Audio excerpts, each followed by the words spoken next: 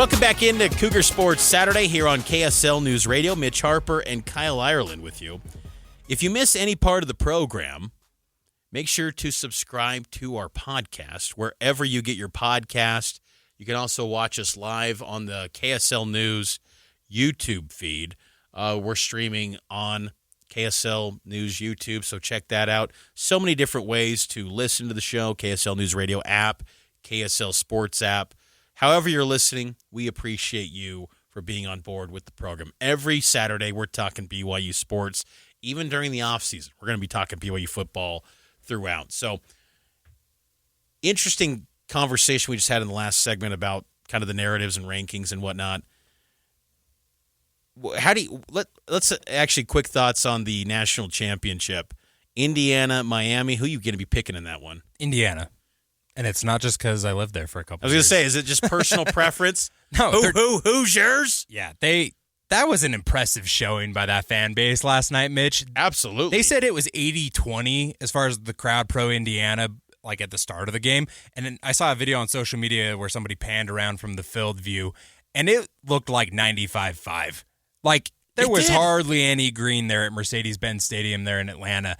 I was obviously blown away by the showing from the Hoosier fan base, but that fan base is, I mean, the alumni base is massive there for Indiana University, but that fan base has also not had anything to be proud of for a very long time. I mean, their last bowl win before this season was in 91, and they've been the losingest FBS program. They have not been good, and Signetti has taken them from worst to first in 2 years. Yeah, it's so impressive. I remember in March of 2021, I flew out to Indiana for the NCAA tournament in the bubble, and I was on call for both BYU, who was playing UCLA. They were going to be playing at Hinkle Fieldhouse against Jaime Jaquez and Johnny Juzang. But earlier, 2 days prior, Utah State was going to be playing Texas Tech and Mac McClung at Assembly Hall in Bloomington. And this was during COVID.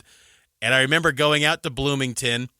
It was a day game. It was like the first game of the day, Utah State and Texas Tech. Utah State lost. I covered that game. And then after I was done with my stuff at Assembly Hall, which was cool to be there, I then just walked in the parking lot into the football stadium just to look, because I'm that weirdo. Like, I like walking into an empty football stadium and just seeing what it's all about. And I remember walking around that stadium, Memorial Stadium in 2021, thinking, man, life's got to be tough being an Indiana football fan. Oh, you being at that stadium that was empty was probably about the same as their Big Ten opener that year. And I just thought to myself, like, how do you get fired up as an Indiana football fan? And then 4 years later, they're about to win the title. Like, I think they're going to. Personally, I want to see Miami win it all, because the U is back. I just want the Michael Irvin memes. We were talking with producer Nate Slack on our group text. If you haven't seen it on social media, if you're not wired to just always be on social media, Michael Irvin, former Miami great's just been going crazy on the sidelines at Miami games. He's just a passionate Miami Hurricane. We were wondering, though, who would be the BYU version of Michael Irvin that's going with, pulling out a belt and just whacking at a Gatorade cooler? Who would that be? We came to the conclusion, what was it, Nate? We said Jamal Williams. Yeah. Jamal Williams would be the Michael Irvin of BYU. Maybe Kyle Vanoy. Kyle Vanoy a little more outspoken, but Jamal, just the lovable character that he is. I mean, Jamal was on the sidelines for the majority of this season, and it was great to see Jamal at the games. But, yeah, I think that Jamal's a solid pick. Yeah, that would be awesome.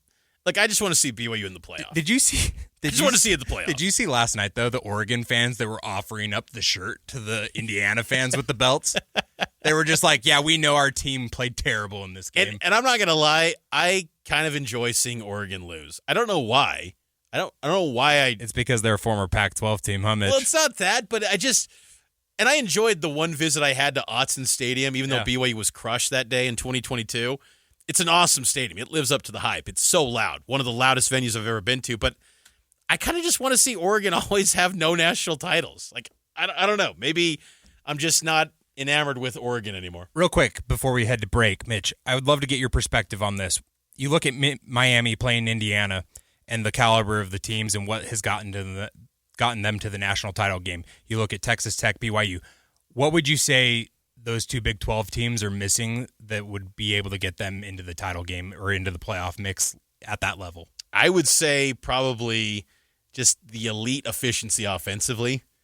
I think they're kind of missing that a little bit. I think that can take it to a higher level with both BYU and Texas Tech. Let's take a break. We'll get to BYU basketball as the Cougs get ready to take on the Utes.